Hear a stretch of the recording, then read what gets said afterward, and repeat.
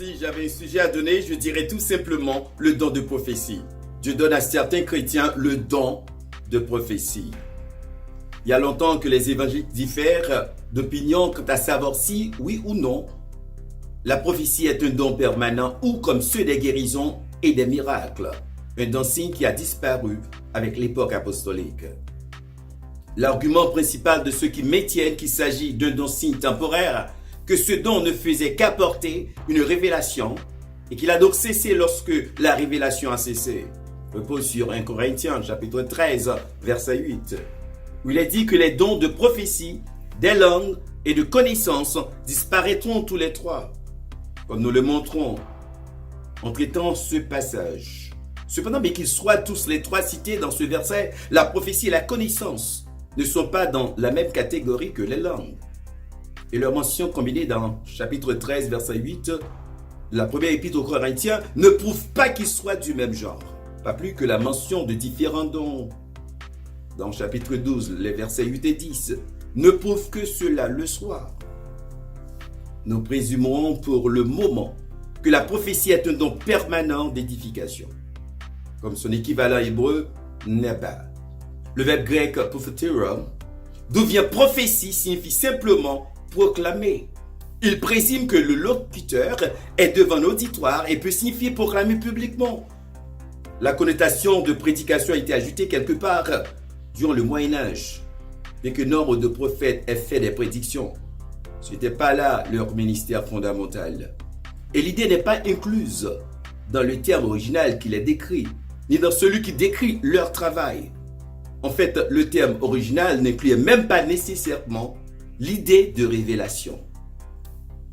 Dieu a révélé une bonne partie de sa parole par les prophètes. Mais une bonne partie de leur ministère était simplement la proclamation de l'exposition de la révélation existante et son utilisation pour l'exhortation. Parfois, les prophètes bibliques révélaient dans 1 Timothée chapitre 4, verset 14, 2 Pierre 1er, verset 21. Et parfois, ils ne faisaient que réitérer ce qui avait déjà été révélé. Et Dr. John Pierre, qu'est-ce qu'un prophète?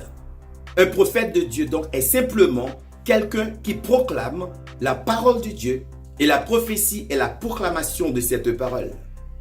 Le don de prophétie est la capacité reçue de l'Esprit et activée par lui de proclamer efficacement la parole de Dieu.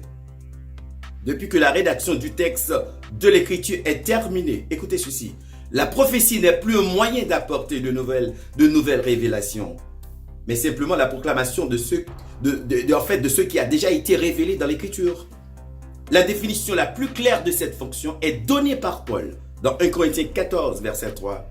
Celui qui prophétise, au contraire, parle aux hommes, les édifie, les exhorte et les console. Dans tous les cas, c'est le Saint-Esprit qui opère dans les croyants. Monsieur prophète Tony, c'est mon jeté à terre. C'est retirer mon yo nan parole bon Dieu pour mener yo quoi dans yo l'autre source qui par la Bible. Retirer vieux costume sué sou yo pour venir mettre son monde.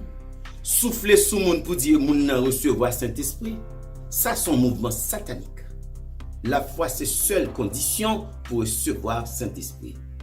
La condition requise pour la réception de l'Esprit n'est autre que la foi, et la foi seule. La Bible, c'est seule révélation, parole bon Dieu. Toute expérience du monde, lui doit éclairer par la parole de Dieu. La Bible, la Bible, la Bible et la Bible seule. Dans Jude 3, nous lisons que cette foi a été transmise une fois pour toutes, ce qui indique l'ensemble de la vérité chrétienne. Il y a trois bagages qu'on a besoin de connaître. Révélation, inspiration et illumination. La vérité de Dieu ne peut être découverte par ce que l'on voit ou entend. Et ça, ce sont les preuves objectives ou empiriques, ni par la pensée, c'est-à-dire les conclusions subjectives et rationnelles. La sagesse qui sauve, impossible à connaître par le moyen de la sagesse humaine, est révélée aux hommes par Dieu. Il l'a fait connaître par révélation, inspiration et l'illumination. Et dans 1 Corinthiens chapitre 2, les versets 10 et 11, les versets 12 et 13, la révélation et inspiration ont été octroyés par ceux qui ont mis par écrit la parole de Dieu. L'illumination est donnée à tous les croyants qui cherchent à connaître et à comprendre cette vérité divine écrite. C'est pour nous courir chalbaré des prophètes ça y est, qui a poussé tant coup dion. L'argent, c'est dans le business prophète là, jita kounya là. C'est sorti pasteur vin prophète. Dans les cas, c'est le Saint-Esprit écoute qui opère dans tous les croyants. De Pierre chapitre 1er, verset 1er nous dit, cela ne s'agit pas d'affaire de l'homme. Je ne crois pas qu'il y a un moment de l'histoire des rapports de Dieu avec les hommes. Il n'a pas dispensé cette parole de don à certains membres de son peuple. Durant la période de l'Ancien Testament et du Nouveau Testament, et au cours de toute l'histoire, depuis, le Seigneur a toujours équipé certains de ses saints pour qu'ils puissent parler en son nom avec une puissance et une efficacité particulière. Et je vais monter un petit peu. Dans 1 Corinthiens chapitre 14, verset 1er. Paul exhorte les croyants en général en leur disant, recherchez l'amour, aspirez au don spirituel, mais surtout à celui des prophéties. Écoutez ceci. Il lance le même appel dans le verset 39. L'apôtre n'affirme pas que tous les croyants devraient personnellement chercher à posséder le don de proclamer, mais que tous les croyants devraient collectivement vouloir ce don.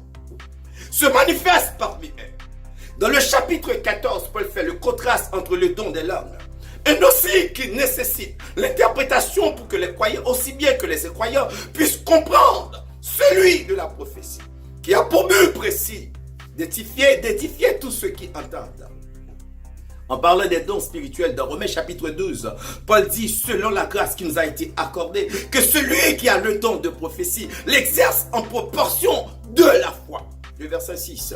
L'expression de foi est utilisée plusieurs fois dans le Nouveau Testament comme équivalent de l'évangile, le corps de croyance chrétienne reçue de Dieu, quand vous lisez dans Actes 6, verset 7, et Jude, verset 3 et verset 20. Les croyants qui ont aujourd'hui le don de prophétie sont activés pour proclamer non selon leur foi personnelle et subjective, mais selon la foi objective déjà révélée par Dieu, sa parole, la Bible, la Bible, la Bible et la Bible seule. Ce but premier de la prophétie est décrit dans le livre de l'Apocalypse, car le témoignage de Jésus est l'esprit de prophétie. C'est écrit dans Apocalypse chapitre 19, verset 10. Et la Bible est le témoignage de Jésus dans Jean 5, verset 39. La prophétie ne peut jamais dévier de la parole écrite de Dieu. Comme Paul l'indique clairement lorsqu'il dit, si quelqu'un croit être prophète, aux spirituels qu'ils reconnaissent que ce que je vous écris est un commandement du Seigneur. Dans 1 Corinthiens chapitre 14, verset 37. Écoutez bien ceci. La prophétie, le don de prophétie est la capacité particulière que reçoit un chrétien pour rendre témoignage de Jésus. Ne méprisez pas les prophéties, dit Paul ailleurs. 1 Thessaloniciens 5, verset 20. Mais les Corinthiens les méprisent apparemment et les remplacent même par des déclarations statiques, comme le montre le chapitre 14.